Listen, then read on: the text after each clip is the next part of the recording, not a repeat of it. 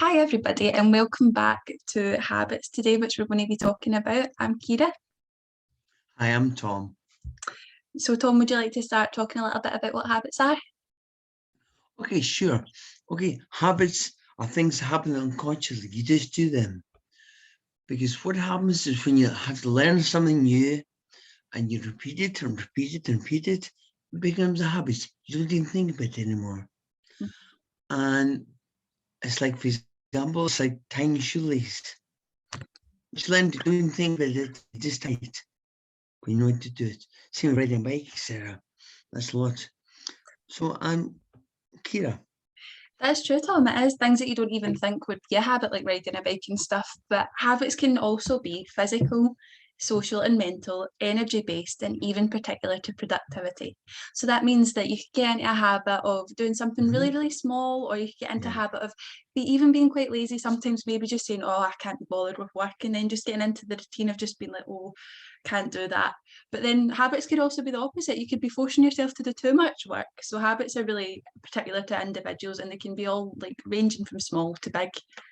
I don't know what you think. Absolutely, very much so. And of course, with habits, they can be bad for us at times. Because it's like when you've learned how to cope with something and you've learned a way of doing things and that becomes a habit, life's always changing. I mean, maybe 6 months down the line, 2 years down the line, it doesn't work anymore. It didn't produce the results you're looking for. But you don't even know it just happens. And what happens when you ultimately go into trigger, it just happens. A very good point you said earlier, Kira, was social. It doesn't have to be like physical things you do, you just do them. Also can be social things, the way you talk to folk, for example. And you may do the same, you talk to them the same way all the time, and you go, hang on, this is working. Yeah. So that becomes bad. You can change it, just look at the trigger. Yeah, exactly, We'll talk about Tom. later on. Exactly. Thank you, Tom. And I think it's really important because we've been sitting being like, oh, this is what a habit is. So now we need to tell you how to change them or give a little bit of advice. So, Tom, would you like to give us the first way to change your habits, please? Okay, first of all, it's identifying the habit in the first place. Saying, well, hang on, what's happening this? Because when I get into the room and meet the face, look at them, it happens. Or that's when you notify you've got a habit starting from there. So you know when it comes from there. And you get the same result each time. And you go, well, that's definitely a habit. Yeah. And Kira. Yeah, I think it's really important, like what you're saying as well, Tom, because the habits can be really big or they can be really, really small. So I think before you need to think about how you change your habits, like you can think about the impact that your habit is having on your life. So like I said, maybe if you're like biting your nails, that can get you really down when you look at your nails and you'll maybe be like, oh, I don't want to do this. And then obviously that maybe give you motivation for why you want to change them. So think about different ways. Kira, that's right. Almost look at the negative, saying, well, what's not going for me? Then consider the solutions. What can you get instead that would benefit you?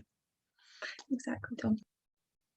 And then it's very, very important to consider there's some of the options that you could improve yourself rather than having to go along negative. Just go for some benefits in life. Exactly, Tom. And I think it all links into choosing a better solution to things. And like I said, for example, biting your nails. Maybe if you feel like you want to bite your nails, maybe just file them or something so you're not creating as big of an impact, but you still have a different solution to it. Okay, that's it. It doesn't have to be some big, mad, complicated way. It's easy. I say just filing it. Exactly. Exactly, Tom. But as I said, the most important bit is removing triggers, identifying when they come in, and when you just have to go and do the same thing again all the time, do something different. Very much said, filling your nails, for example, whatever, do something different from there. Exactly. And I think it all links into like if you visualize a change and you know that you can do it. So again, just using the biting nails example, if you think, okay, if I don't bite my nails and I can have really long, nice nails, then maybe you'll motivate yourself to want to continue, like to keep on with your habit, like remove your habits and then just try different solutions. So And it's a cracker. Visualize it happening. See the yeah. difference in that. Because a lot of times when you see it in your mind's eye, Mhm. your whole body produces towards it. From the handwork logically put in place. That's the quickest way of doing it. Exactly, Tom. And of course, avoid negative talks and thinking. There's no point saying, oh, well, this always has to, I don't like it, it happens to me.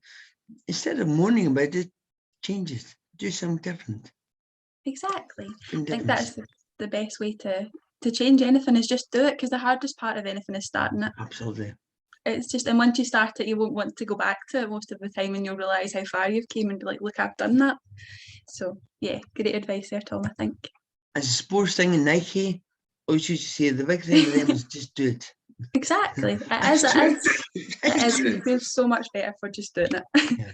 So now I think we've spoke quite a lot about habits. I think goal setting is quite important as well, Tom. I don't know what you think. Oh, But yeah. I think so goal setting is so important. Very, very important.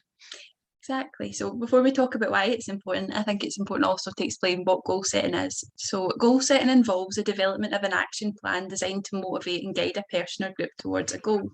So a goal set is just like giving yourself something to work to and giving yourself something to achieve, hopefully, in the near future.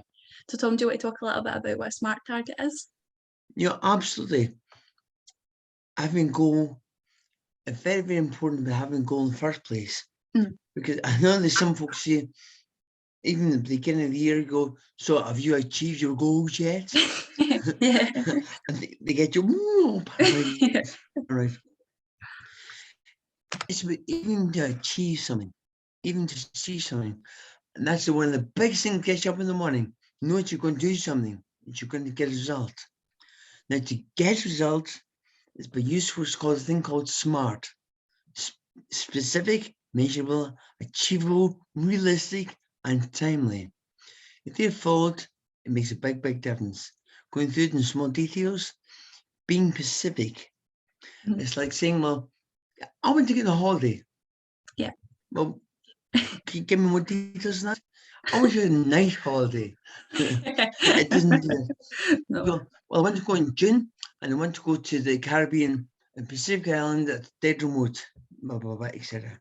Things like that. Mhm. They're measurable. Well, how are you going to do it?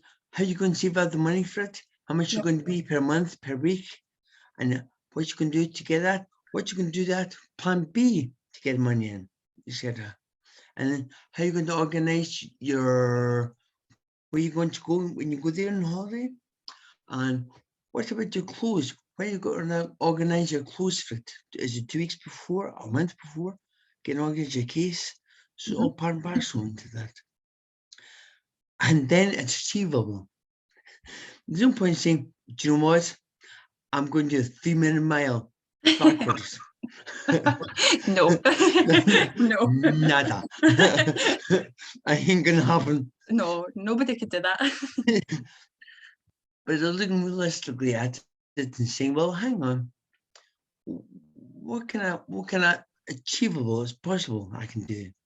And you know, inside the gut feeling, you go, that's right.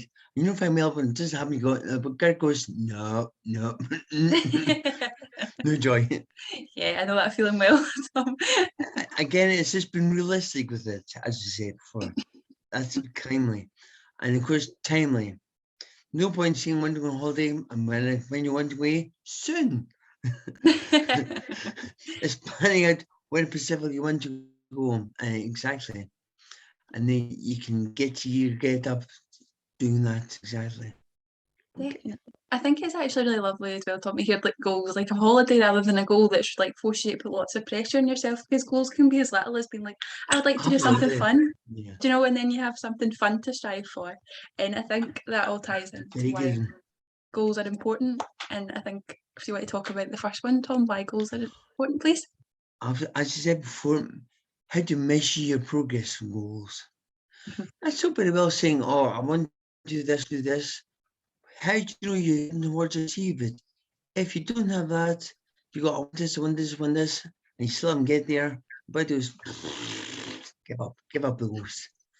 But if you didn't go, well, I'm getting there, one step closer there, an old saying in love is Everest was inclined one big footstep, Yeah. so small steps. Yeah. And that's achievement, measurable goals going from there. That's a brilliant example of Everest and stuff. Like you take things bits at a time. And I think goal setting is also great because it allows you to kind of avoid a distraction. So maybe if you have a plan to work for and a date that you're going to work to, like maybe it's 2 weeks time, and then in that 2 weeks that you have to have something done by, then you can Yeah. really avoid Yeah. all the distractions by knowing that you have something that you really want to work Yeah. towards.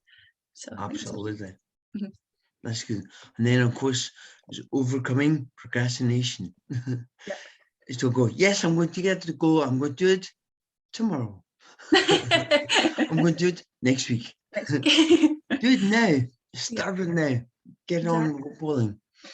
And also, see who can help with that. See who you can talk to help give you motivation as well. It's like, you know, that particular person you've got in your family or your neighbor goes, so have you reached a goal yet? That's you feeling something. You go, well, I've actually planned I'm on target for that because I'm mentioning it. Exactly, all interlinks with each other and like Absolutely. Yeah, brilliant. And I think it's inspiring as well having a goal because like that's what I'm saying. So maybe if you think to yourself randomly one day, I want to create this beautiful painting, and maybe you think I'm not capable of doing that, but if you have a goal, you can try. And then what happens if you find something that you absolutely love by making a goal that you could find out that painting's a new hobby for you, so it's inspired you to try something new. Yeah, that's vital. That's totally vital. Okay. And of course, with anything goals, it's what motivates you, what rocks your boat. Exactly. And it's like saying that thing, when you get a passion for something, you just know inside. Yeah. That gives you motivation to do things. Exactly. You know when something like you just enjoy it, don't you? And it's motivation and Yeah. you want to continue to do it. And I think motivation is a brilliant topic within wellness that we're going to cover a little bit more in the next video. So me and Tom, thank you very much for watching today. And we hope to see you again in the next video. Bye, folks. Bye. Bye.